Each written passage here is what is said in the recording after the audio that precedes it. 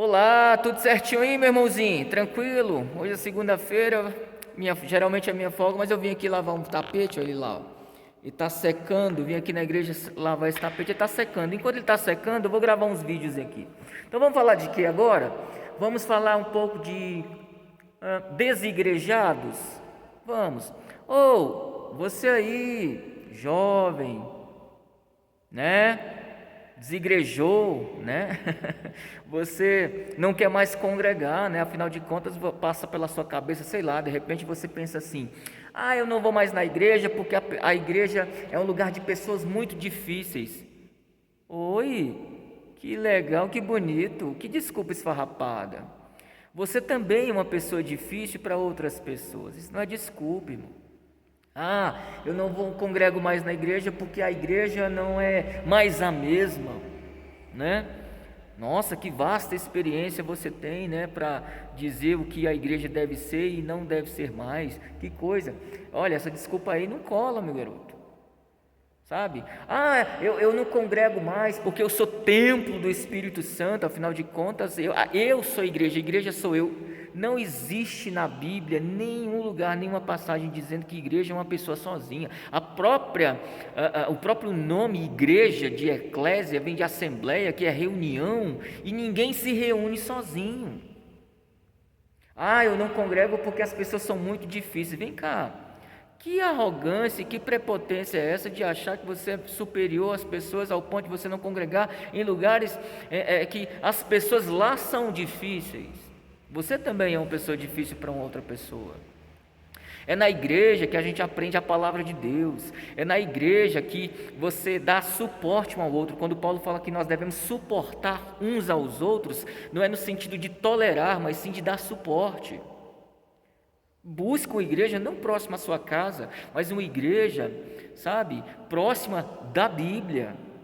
Aí de repente você pode inventar assim: ah, mas lá as pessoas são assim, vão falar isso, vão me julgar. Ei, pega as suas desculpas esfarrapadas, amassa e jogue fora, porque isso não cola, irmão. Sabe?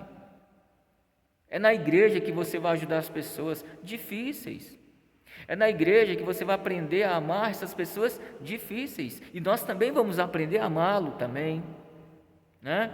Ah, mas a igreja de hoje não é como na igreja primitiva. Mas não existe igreja primitiva.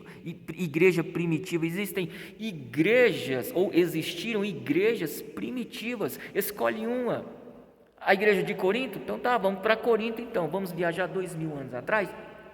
A igreja de Corinto tinha problemas imorais, de ciúmes, tinha problemas de relacionamentos interpessoais. Os irmãos não sabiam nem cear.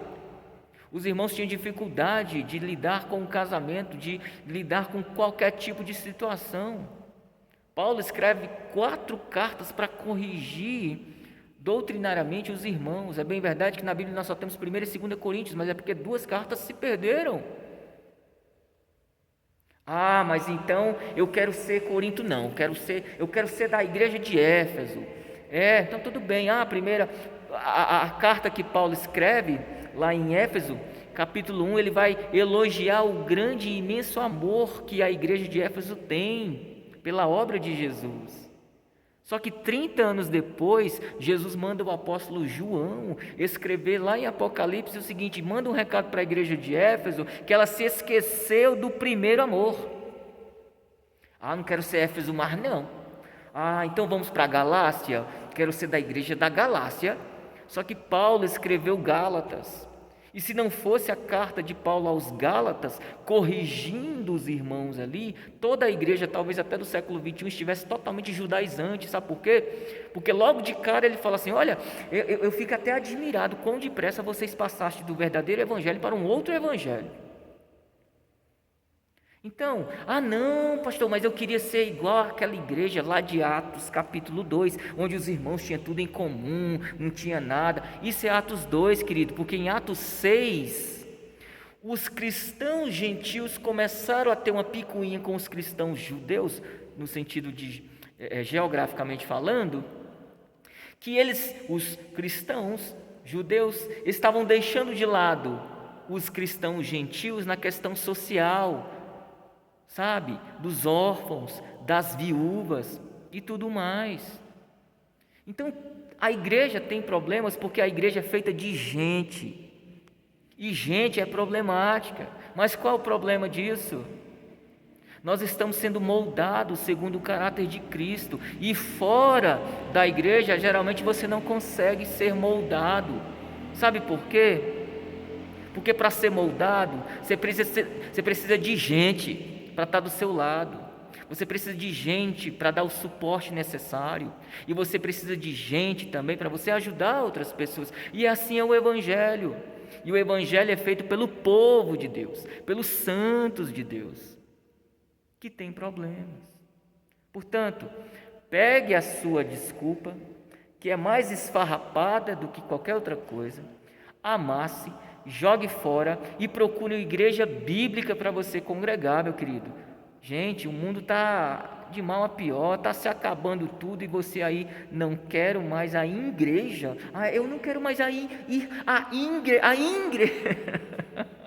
Ô jovem, deixa de frescura, levanta dessa cadeira, desse sofá, procure uma igreja bíblica e congregue, meu querido, congregue. Deus abençoe você.